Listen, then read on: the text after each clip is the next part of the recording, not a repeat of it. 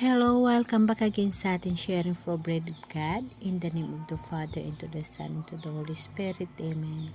Lord, nagpapasalamat ako sa iyo sa pagkakataon na ito na ako'y nakabasa ng Bible at ako'y binigyan mo ng karunungan at pag-uunawa upang maibahagi ko ang aking natutuhan at ang aking napananaliksikan sa aking video upang pag makadaan sa aking mga kapatid at kanilang mapakinggan, magkaroon din sila ng ideya at bigyan mo sila, Panginoon, ng panahon upang magkaroon din sila ng kahiligan sa pagbabasa ng Bible at unawain ang iyong mga alituntunin upang magkaroon sila ng magiging paraan sa pagganda ng kanilang sarili sa pagsalubong sa iyong pagbabalik.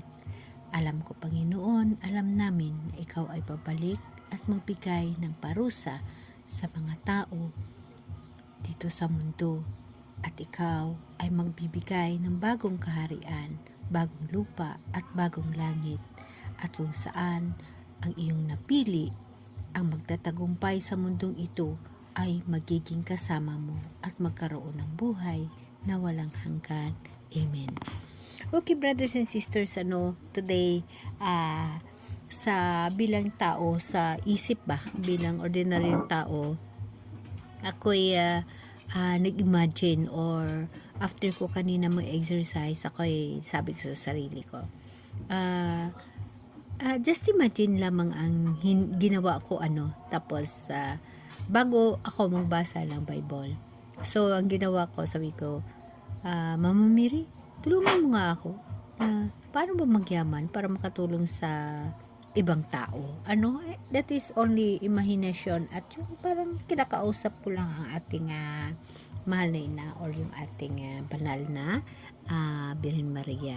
After that, nag-upo ako at magbasa ng Bible. So dito nabasa ko, basahin ko sa inyo yung aking nabasa, no? Ang aking ang binigay sa akin na reflection, no? Ito ay sa Karunungan ni Solomon, chapter 16, verse 24. Ikaw ang lumikha sa sansinukob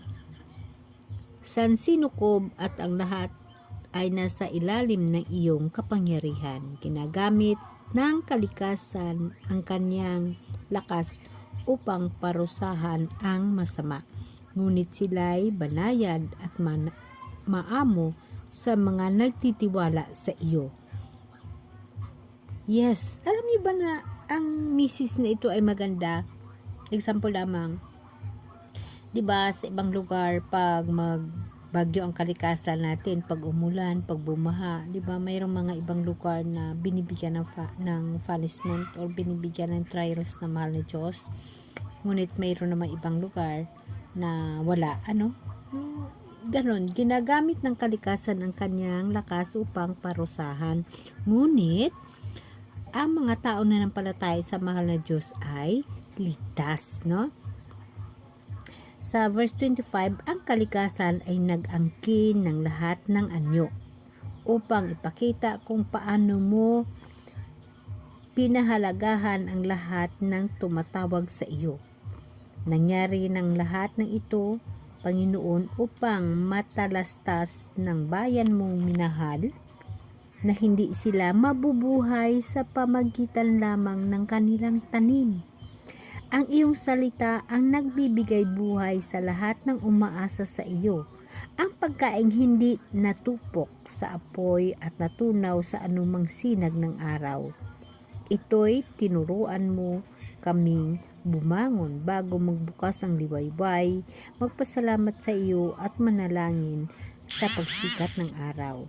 Ang pag-asa ng taong di marunong tumanaw ng utang na loob at matunaw na parang hamog ng yelo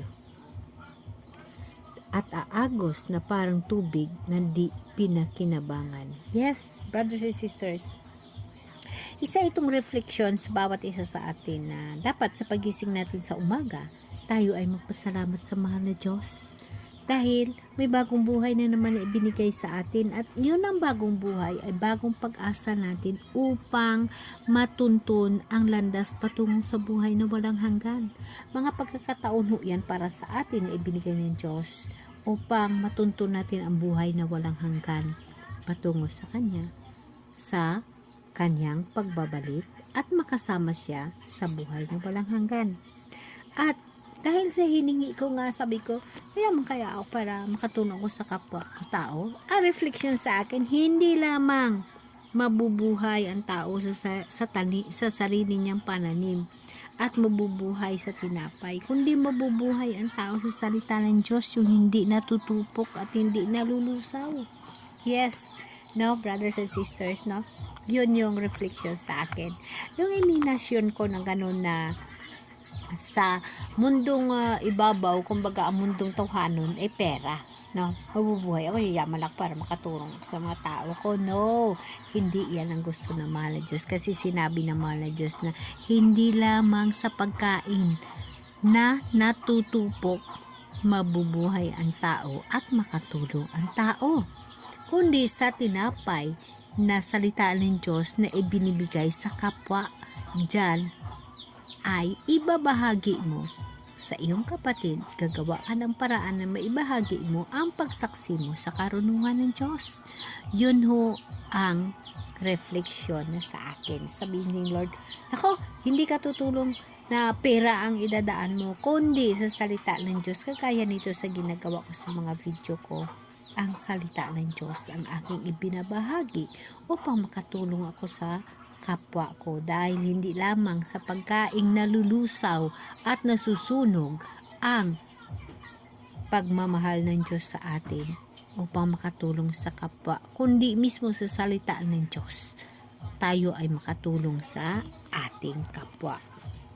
Dahil sabi ng Diyos, hindi lamang nabubuhay ang tao sa pagkain, sa sariling tanim, sa tanim at sa pagkain na nalulusaw, nabubulok at nasusunog, kundi nabubuhay ang tao sa salita ng Diyos.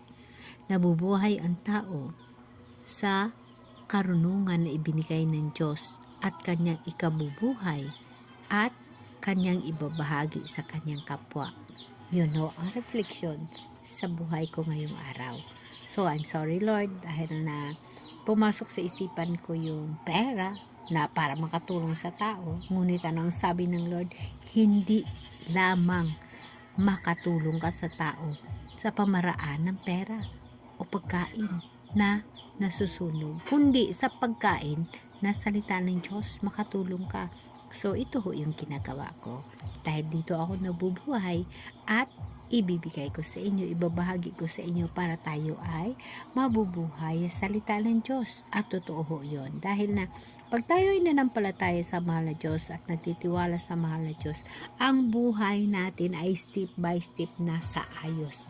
Walang hirap. Sinusunod natin ang lahat ng gusto ng Diyos at ang buhay natin ay isusuko natin sa Diyos. Wala ho tayong hirap na maranasan dahil lahat to yan ay naiayos na ng mahal na Diyos ayon sa ating kabutihan.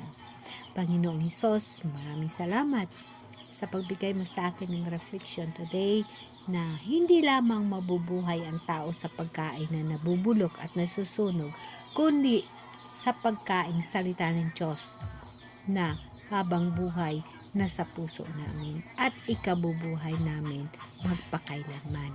Amen? Amen.